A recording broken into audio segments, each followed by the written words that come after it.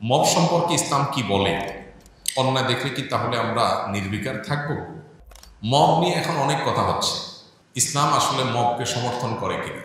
যদি সমর্থন না করে তাহলে ইসলাম যে আমাদেরকে নাহি আনিল মুনকার করতে বলে, অসৎ কাজে বাধা দিতে বলে, তাহলে সেক্ষেত্রে সেটা কি মব হবে কিনা? এর উত্তর হলো যে মব বলতে যদি বোঝানো হয় আইন হাতে তুলে নেওয়া, কারোর শাস্তি কার্যকর করা, কারোর বিচার কার্য সম্পাদন করা, এইটা যদি প্রত্যেকে আনঅথরাইজড ব্যক্তি এবং জায়গা থেকে যদি এটা করতে শুরু করে তাহলে একটা সমাজ বিশৃঙ্খল হয়ে যাবে। এটাকে ইসলাম সমর্থন করে না।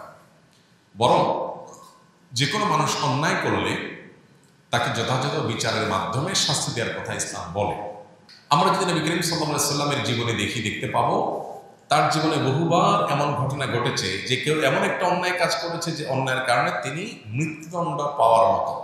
সেখানে উপস্থিত কোন একজন সাহাবী বলেছেন, হে আল্লাহ রাসূল, আপনি আমাকে পারমিশন দিলে এই লোকটা যে জঘন্য অন্যায় করেছে তার শাস্তি আমি কার্যকর করতে চাই।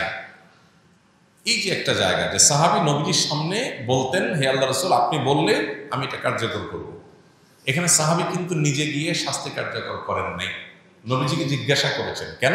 কারণ তিনি বিচারিক প্রধান ছিলেন মদিনা রাষ্ট্রের, তার কাছে জিজ্ঞেস করেছেন। নবী সাল্লাল্লাহু আলাইহি ওয়াসাল্লাম যদিও কখনো এই ধরনের ইস্যুতে অনুমোদন দেন নাই, কারণ চাওয়ার ভিত্তিতে এভাবে অনুমোদন দেওয়ার নজির নেই, কিন্তু এই যে একটা প্রটোকল মেনটেন করা সাহাবীদের, এখান থেকে বোঝা যায় যে কেউ কোনো অন্যায় করেছে মনে হলেই আমি তার বিচার কার্যকর করা শুরু করব, এটা ইসলাম সমর্থন করে না।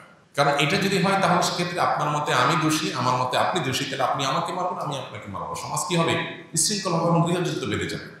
এই জন্য এটাকে ইসলাম সমর্থন করে না। কিন্তু আজকাল কোনো অন্যায়ের প্রতিবাদ করতে গেলেও সেটাকে অনেকে মব হিসাবে চালিয়ে দেওয়ার চেষ্টা করছে।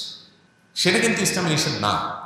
কোরআনে সবচেয়ে বেশি যে বিষয়ে নিষেধাজ্ঞা এসেছে সেটা হলো অন্যায় থেকে বিরত থাকা। অন্যায় কাজের ব্যাপারে কোরআনে সবচেয়ে বেশি আয়াত আছে যে অন্যায় কাজ নিজে করবে না, অন্যায় করা নিষেধ। আবার এর পাশাপাশি অন্যায় দেখলে সেটা বাধা দিতে হবে, এ ব্যাপারে নির্দেশও আসছে কোরআনে সবচাইতে বেশি। এই জন্য অসৎ কাজে বাধা প্রদান করার নির্দেশ কোরআনের সবচেয়ে বেশি সংখ্যক বার এসেছে। নির্দেশগুলো তার মধ্যে থেকে একটা হওয়ার কারণে আমরা অন্যায় দেখলে আমাদেরকে বাধা দিতে হবে। অন্যায় দেখলে যদি আপনি বলেন না এটা আমার কাজ না, তাহলে এটা হলো স্বার্থপর মানুষের কাজ, এটা ইমানদারের ভূমিকা না। ইমানদারের ভূমিকা হলো অন্যায় দেখলে কি করবে? সে বাধা দেওয়ার চেষ্টা করবে। হ্যাঁ, বাধা কতটুকু দেবে? ওই যে তাকে শাস্তি কার্যকর করা নয়, তাকে থামানো। ধরা যাক একজন মানুষ ছিনতাইকারীর কবলে পড়েছে, তাহলে আমি কি ওই লোকটাকে ছিনতাইকারীর হাত থেকে উদ্ধার করে ছিনতাইকারীকে ধরে পুলিশের হাতে সুপর্দ করে দেওয়াটাকে মব বলবো? মোটেই না। এটা হলো অন্যায় প্রতিরোধ করা। এখন আজকাল আমাদের সমাজে দেখা যায় চোখের সামনে একটা মানুষ খুন হয়ে যাচ্ছে, সবাই যার যার মতো চলে যাচ্ছে, কেউ দিকে তাকাচ্ছেও না। এটাকে ভৎসনা করেছে ইসলাম, এটাকে কোরআন ভৎসনা করেছে। এই জন্য অসৎ কাজে বাধা প্রদান এটা ভালো কাজ, কিন্তু কারোর বিচার, কারোর শাস্তি কার্যকর করার দায়িত্ব নিজের কাঁধে তুলে নেওয়া এটা ভালো কাজ না। বিধায় দুইটার মধ্যে পার্থক্য করতে হবে।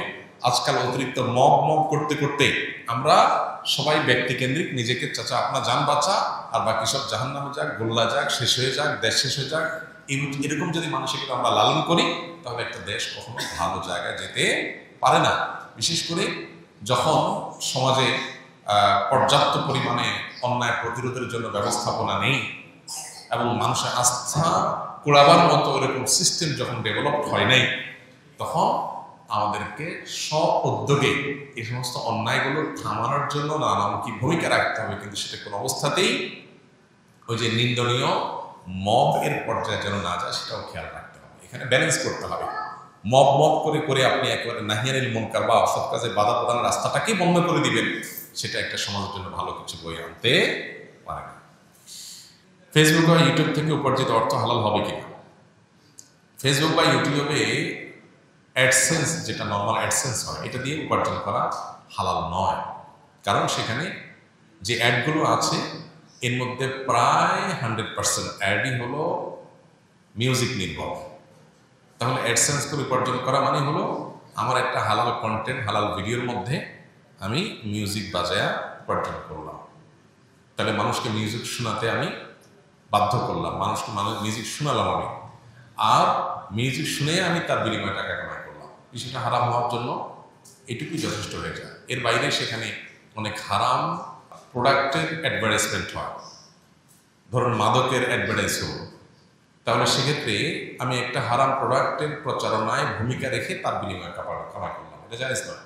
হ্যাঁ, এখন ইউটিউব কর্তৃপক্ষ এবং আরও কোনো কোনো প্ল্যাটফর্মে দেখা যায় যে অ্যাড তারা রান করে বাধ্যতামূলক, অর্থাৎ আপনি অ্যাডসেন্স ওপেন না করলে টাকাটা আপনার এখানে যাবে না, কিন্তু অ্যাড যাবে ঠিকই।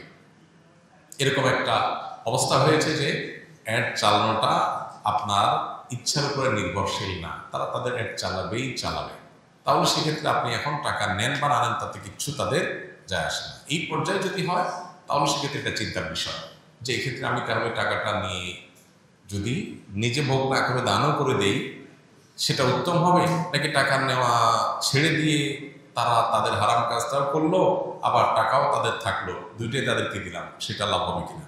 তো এক্ষেত্রে অবশ্যই প্রথমটা অধিকতর যুক্তিযুক্ত বলে মনে হয়। অর্থাৎ যদি এমন হয় যে না তারা অ্যাড চালাচ্ছেই, আমি অ্যাডসেন্স ওপেন করি বা না করি, তাহলে সেক্ষেত্রে আপনি টাকা নিলেন, টাকা নিয়ে প্রয়োজনে অনেক সময় আমাদের বুস্টের কাজ করতে হয়, সোশ্যাল মিডিয়াতে যারা কাজ করেন তাদের, সেগুলোতে খরচ করলেন অথবা দান করে দিলেন, নিজে ভোগ করলেন না, সেটা একটা পর্যায় পর্যন্ত যৌক্তিক মনে হয়। আল্লাহ আল্লাহ।